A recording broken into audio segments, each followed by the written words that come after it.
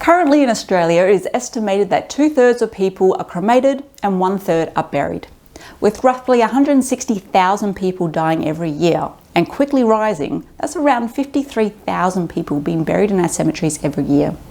The problem? We're out of space. So let's talk cemeteries in Australia.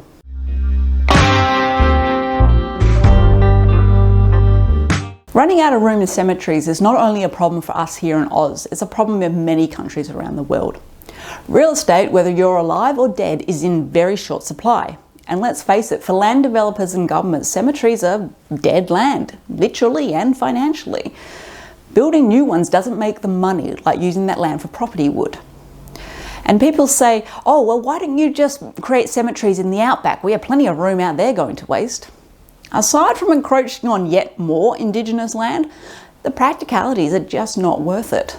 Would you want to pay thousands of extra dollars for the hearse and funeral staff to drive 2 hours out of the city on the day of the funeral? Would you regularly travel out there to see your deceased loved ones? Probably not. People like having their deceased close to them. Not to mention the cost of burial would be significantly higher because we need to employ people to maintain the cemeteries out there. And bodies prefer to mummify themselves in those conditions, which also has its pros and cons. So let's look at what is already available here in Oz. Types of cemeteries in Australia. With the exclusion of small historical cemeteries and those on family land, the vast majority of cemeteries in Australia are divided between those run by for-profit companies and not-for-profit trusts. It is very difficult indeed to find out exactly how many large public cemeteries in Australia has, because for the most part they're left up to individual councils and states.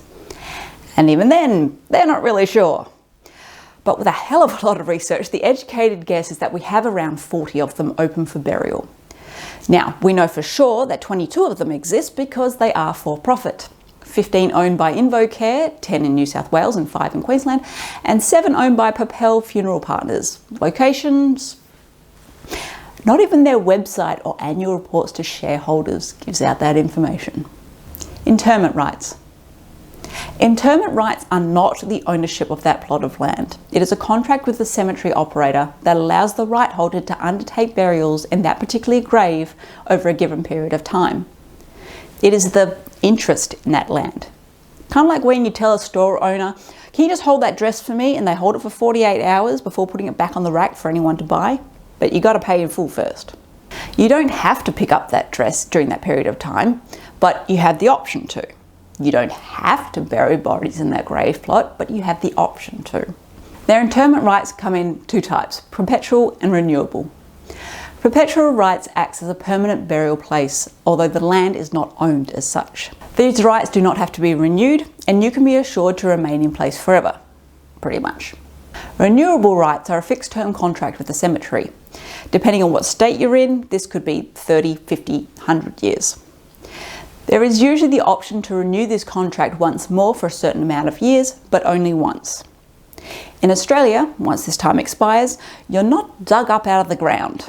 Indeed, the right to burial is not about the dead person's right to be there, but about the living person's right to bury family members and such. So once the contract is up, another family can take up the contract and bury their dead in the grave as well. This saves us critical space in our cemeteries. Different state laws. As I said earlier, this all depends on what state the grave is in.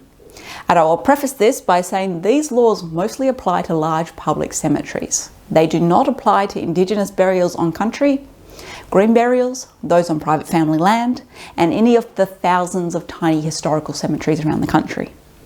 Also, keep in mind, laws change a lot and often very quietly. But for now, this is where each state stands. Victoria, ACT, Northern Territory and Queensland all have perpetual tenure. So if you're buried in any of these states, you're not going anywhere. New South Wales also has perpetual tenure, but has very, very recently introduced an opt-in renewable tenure. Tassie has both perpetual tenure and, since 2002, the option of limited tenure, meaning renewable. South Australia uses renewable tenure only, and has done for the last 60 years. Indeed, even before that, since 1863, when it was very much a once you're in the ground, you stay there kind of time, it was still legal to reuse graves. And in my home state of WA, we have mandatory renewable tenure since 1986. Australia, like many countries, has an ageing population problem. And starting now, we're going to see an increasing avalanche of deaths, and currently we have nowhere to put them. Indeed, some researchers are saying that the number of deaths each year in Australia could almost double by 2050. While a lot of those will be cremated, many will opt to be buried. And as we said in our green burials video, we need to ask ourselves what means more, having a grave mate when you're dead or taking away land from living relatives in the years to come? And what is the purpose of graves in the modern day? Take these questions and go talk death.